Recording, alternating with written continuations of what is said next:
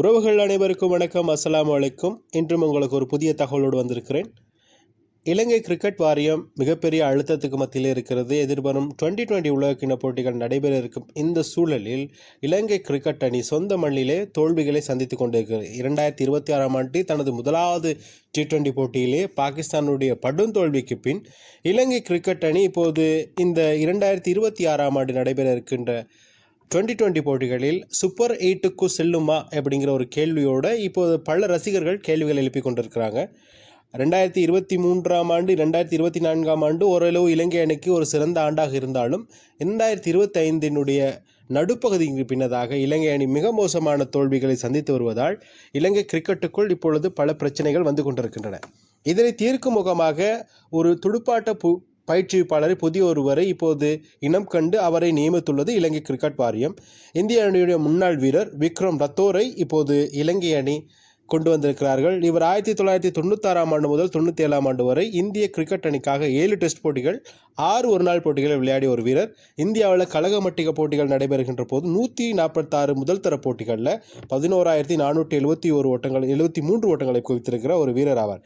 இதில் மிக முக்கியமான இன்னொரு சுவாரஸ்யமான விஷயம் என்னன்னு கேட்டிங்கன்னா, 2023ஆம் ஆண்டு உலகக்கிண்ணத்தை வென்ற போது இந்திய அணி அதனுடைய துடுப்பாட்ட பயிற்றுவிப்பாளரும் இந்த விக்ரம் ரத்தோர் தான். 2024ஆம் ஆண்டு T20 உலகக்கிண்ண இந்தியா வென்ற போது அதுலேயும் துடுப்பாட்ட பயிற்சியாளர் இருந்தது இந்த விக்ரம் ரத்தோர் தான். ஒட்டுமொத்தத்தில் இலங்கை மிக மோசமான நிலையில் இருக்கும் இந்த சூழலில் இந்த T20 போட்டிகள் நிறைந்த T20 உலகக்கிண்ண போட்டிகள் நடைபெற இருக்கிற இந்த சூழலில் இலங்கை கிரிக்கெட் வாரியம் அடுத்தடுத்து இந்த மாற்றங்களை செய்வதால் என்ன மாதிரி விஷயங்கள் நடக்க போகுது.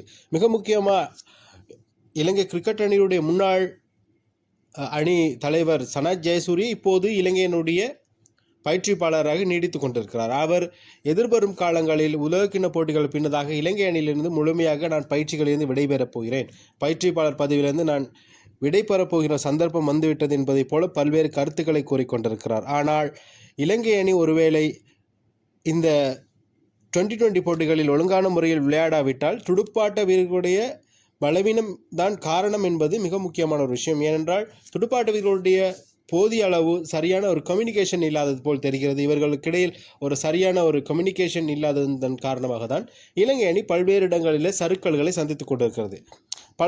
சில போட்டிகளில் இலங்கை அணி துடுப்பாட்டம் சிறப்பாக இருந்தாலும் பல போட்டிகளில் துடுப்பாட்டம் மிக மோசமாக இருக்கிறது. ஆனால் இந்த அனைத்து எதிர்ப்புகளுக்கும் மத்தியில் இலங்கை அணி மீண்டும் எழுந்து வருமா என்பது மிக முக்கியமான விஷயமாக இருந்தாலும் இலங்கை அணியுடைய இப்போது பந்து வீச்சாளருடைய ஆலோசகராக இருக்கிற மலிங்க நியமிக்கப்பட்டிருக்கிறார். லசித் மலிங்க இருக்கும் போதே இலங்கை அணிக்கு இவ்வளோ பெரிய மோசமான ஒரு தோல்விகள் கிடைப்பது என்பது உண்மையிலே கவலைக்குரிய விஷயம். தலைமைத்துவ பயிற்சியாளர்கள் இருக்கக்கூடிய ஜெயசூரிய என்ன செய்ய போகிறார்? அவர் பயிற்சியாளர் தொடர்ந்து இருப்பாரா அல்லது புதியவர் இலங்கை கிரிக்கெட் அணிக்கு உள்வாங்கப்படுவார்களா என்பது கேள்விக்குறியாக இருந்தாலும் இப்போது இலங்கையினுடைய களத்தடுப்பு பயிற்சியாளராக ஸ்ரீதரன் நியமிக்கப்பட்டிருக்கும் இந்த வேளையில் முழுமையாக இப்போது இலங்கை கிரிக்கெட் வாரியம் இந்திய கிரிக்கெட் வாரியத்தையே நம்பி இருக்கிறதா என்று போல் தெரிகிறது. காரணம், இந்தியாவினுடைய கிரிக்கெட் இப்போது மிக உச்சத்தில் இருக்கும் இந்த சூழலில் அங்கிருந்து கிடைக்கக்கூடிய அட்வைஸுகளை எடுத்துக்கொண்டு வழிமுறைகளை பயன்படுத்தி கொண்டு இலங்கை கிரிக்கெட் மிகப்பெரிய வளர்ச்சி மீண்டும் அடையுமா என்பது கேள்விக்குறியாக இருக்கும். இந்த சூழலில் மீண்டும் இலங்கை மீண்டு வருமா என்பதுதான் ரசிகர்களுடைய பெரிய ஆவல். மற்றும் ஒரு காணொலியில் உங்களை சந்திக்கிறேன். மிக முக்கியமான தகவலோடு நாளை தினம் உங்களை சந்திக்கிறேன்.